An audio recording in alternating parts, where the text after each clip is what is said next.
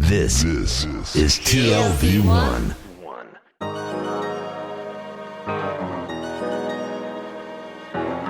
The Tel Aviv Review with Gilad Halpern. Hello and welcome to the Tel Aviv Review, a program dedicated to the word, to the thought and to debate, brought to you by the Van Leer Jerusalem Institute, which promotes humanistic, democratic and liberal values in the social discourse in Israel. I'm your host Gilad Halpern, and today's interview is being recorded on the premises of the 2016 conference of the Association for Israel Studies here in Jerusalem. My guest today is a professor of history at the University of Sussex in the UK.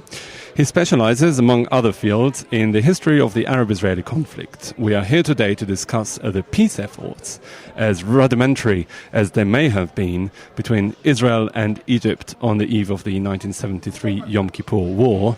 That was a game-changer in many ways, but also with respect to the relationship between the two countries. Professor David Tal, hello and welcome to the Tel Aviv Review. Thank you very much for having me. So the Yom Kippur War was by far the most devastating conflict in Israel's history. It's really the closest this country has ever come to military defeat. And it came a mere 6 years after the tremendous victory of the Six-Day War and taught the conceited Israeli public a lesson about the limits of power. Nobody symbolizes this turning point more than Golda Meir, the wartime prime minister, who was accused of not doing enough to prevent the war. These accusations amplified as it turned out that Sadat, the then Egyptian president, had made peaceful gestures ahead of the war, which were rejected by the Israeli leadership. So my question to you by way of introduction is what I just said a fair description of the facts, or have generations of Israelis done Golda a great injustice? I think that there are 2 points. The first point is minor in the sense that this is not our topic, so I'll just make a very brief comment about that. I don't think that the Yom Kippur War was the most devastating and most threatening to Israel ever. I think the 1948 Israeli Independence War was much more threatening and much more significant, and Israel was not really on the verge of defeat in 1973. This is one point. But Okay. on our topic, no, I think that, and here I goes really against the very current and very popular notion of the idea that it was basically Israel. It was Golda Meir, by her refusal to accept Sadat's peace gestures, she brought the war upon Israel. And that was Sadat's way to convince Israel, the world, the United States, that without a settlement, without peaceful settlement, there won't be peace in the Middle East. There will be war after war after war. This is not the case. If you look at the 1979 peace agreement between Israel and Egypt, you can see that it resembles much more the Israeli peace plan than the Egyptian peace plan. And on a very, very kind of, we might go more deeper into that, but in a very, very sketchy way, I would introduce the 2 or 3 major points that make my comment valid. The first thing is that Sadat really talked about comprehensive agreement, which will include all Arab states and the Palestinians. They all must be part of an agreement that won't be result in a signed peace agreement, full peace agreement, but in a settlement which will end that state of warfare between Israel and the Arab states. But at the same time, it will require Israel to, first of all and foremost, to withdraw from all territories, from the Sinai, from the West Bank, and from the Golan Heights. And only then Israel would get back a settlement which was less than Israel demanded. And that included, for example, some kind of unspecified settlement with the Palestinians, which will be based on the United Nations resolutions from December 1948, which called for the return of Palestinians back to their homes in Israel. And all of that was a kind of a package deal that Sadat's made as a condition for and all of that would be achieved without negotiations, without direct negotiations with Israel. So Israel should accept the terms of Sadat, which were quite limited as compared to what Israel wanted. And did Israel, by the way, have really a thought-out peace plan? Yeah, absolutely. Yeah. And what did it consist of? And it was very simple. It was through direct and bilateral negotiations. So that means that Israel should talk directly with Egypt, without preconditions. Now, there were two stages in the Israeli peace proposal. The first stage says that Israel would withdraw from all territories from the Sinai for a full peace agreement, which would include diplomatic exchanges, trade relations, diplomatic relationship, all the package of peace agreement.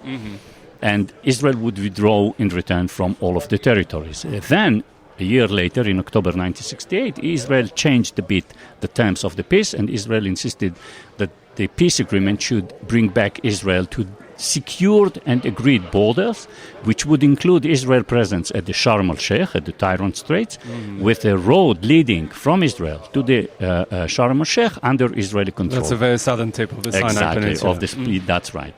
So now Israel did not demand, for example, the annexation of these territories. Israel only demanded kind of to have a hold on these territories, to have control for security reasons. In return, Israel should get full peace agreement, which would include, in addition to the points I made, for example, the freedom from Israel to go through the Suez Canal, which was forbidden by Egypt at that time. And again, Sadat would say he didn't agree that Israel would use the Suez Canal even after his terms of peace. But the thing about the preliminary peace plans is that they are always a basis for negotiation. And by not accepting the negotiation, maybe both sides actually prevented the fruition of this negotiation into something more meaningful, and the alternative was war. But that is exactly the Israeli position. What you presented now was exactly the Israeli position. This is exactly what Israel said to Sadat. It said, look, you say that you won't negotiate with Israel. You said that these are the terms and you should accept them. It was a kind of a live or take deal. And Israel said, no, let's sit together, let's discuss, let's negotiate. And what would come out of these negotiations would be. So essentially it's not really the details of the plans, but the fact that... to start with. Yeah. But the fact that there was no direct negotiation... Exactly.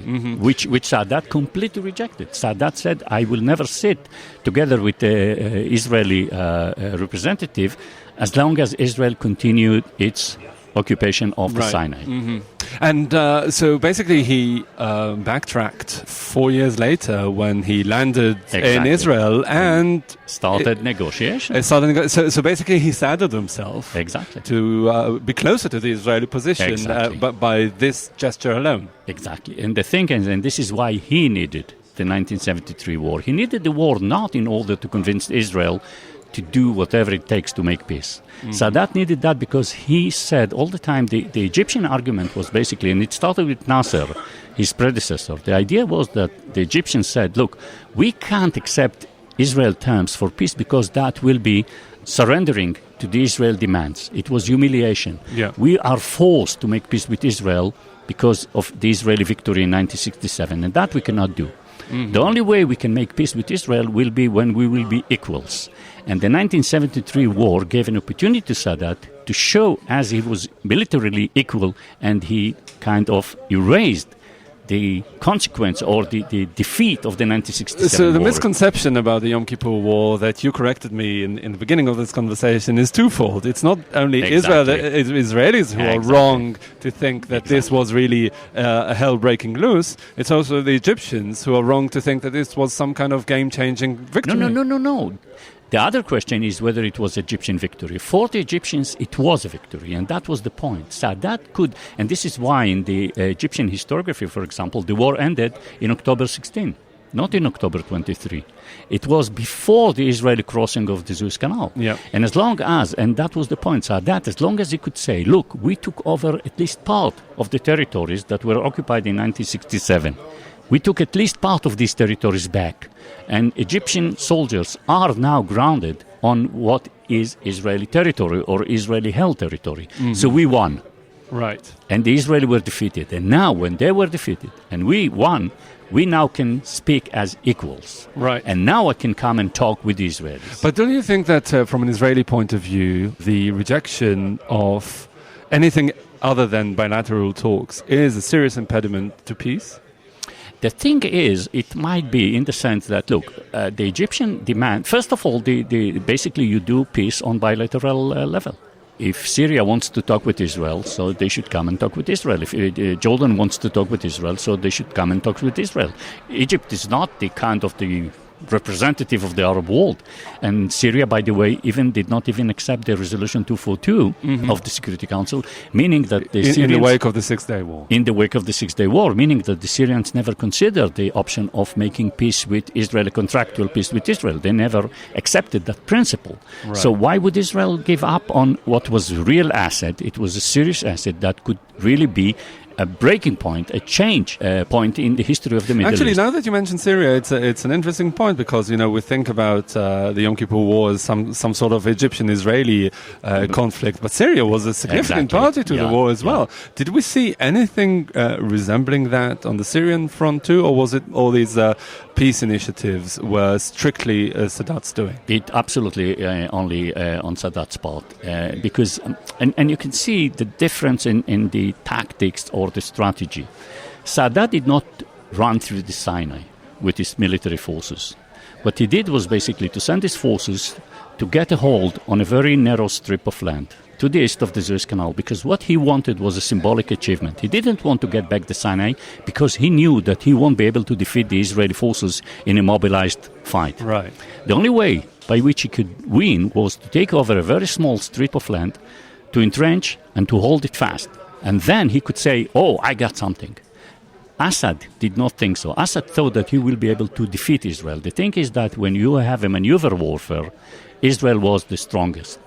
And this is why the results of the war were so different along the Syrian front and along the Egyptian front. Israel could not really defeat the Egyptian forces entrenched along the Suez Canal. Right. But Israel did defeat the Syrian forces who just ran through, exposing themselves to the much better maneuver abilities of the Israeli in the Golan Heights. Right.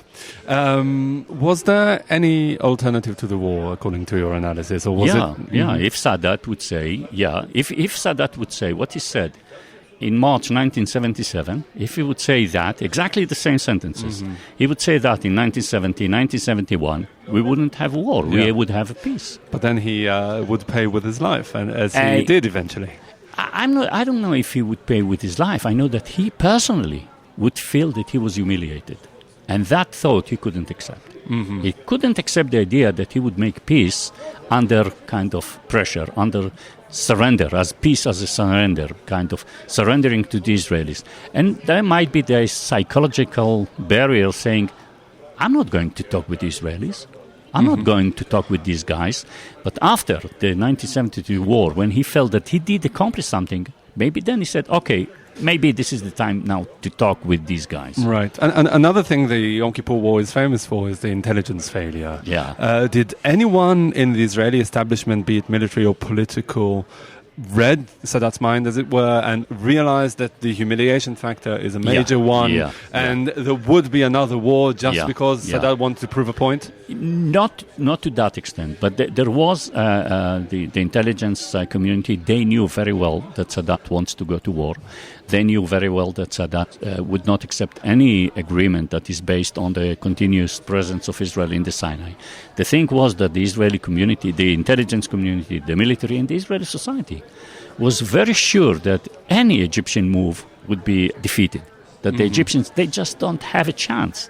That was the thought. The thought was, no problem, if Sadat wants to do the crazy thing, cross the Sinai, cross the Suez Canal and to attack us, you're welcome. Exactly, you're welcome, do that. Be stupid enough to do that. And that was the notion in Israel, even when the war broke out. Yeah. The Israeli, I don't know, you were too young, or you wasn't around. But that was when the Israeli chief of staff said, we will break their bones, he said. Yeah. Everyone was sure that Israel is going to defeat quite significantly, just like in 1967 Israel would defeat the Egyptians. Israel did not realize the thought behind the Egyptian strategy, which was not based on just running out straight, but crossing the Suez Canal and entrenching with a mass of forces in a way that the Israeli forces, which was much less and very small in numbers, could not defeat these forces. Do you think that the war taught Israel any lessons? Was there a significant change in the outlook, in the action of the leadership afterwards? Because right now, I mean, we're Yeah. again in this face-off between two intransigent parties, each waiting for the other to make a genuine Who is gesture. the other party? The Palestinians, Syria until and this recently. is why I'm asking. No, the point is, you see, as a historian, I'm a historian by profession, and this is why I prefer to predict the past and not the future. I prefer to do it the other way around, Exactly, maybe because I'm a journalist. Yeah. So this is why your assumption, your question, is based on the assumption that we can learn from history.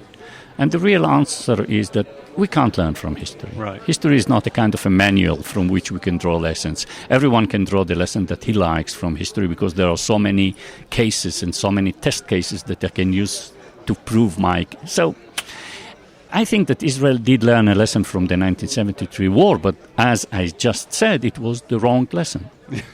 Now, what does it mean? I don't know. Yeah. All right. And on this rather pessimistic note, we'll have to wrap up. Professor David Tal, historian at the University of Sussex in the UK and specializing in the history of the Arab-Israeli conflict. Thank you very much for joining me today. Thank you very much. And also big thanks to Alex Benish, our sound engineer, and to the Van Leer Institute for their generous support. If you like this podcast, there are many more where it came from. Just go to www.tlv1.fm/podcasts and take your pick. בוקר, לכי יבשה, שמש, כמו ביצה קשה, רוח, למה את צריכה?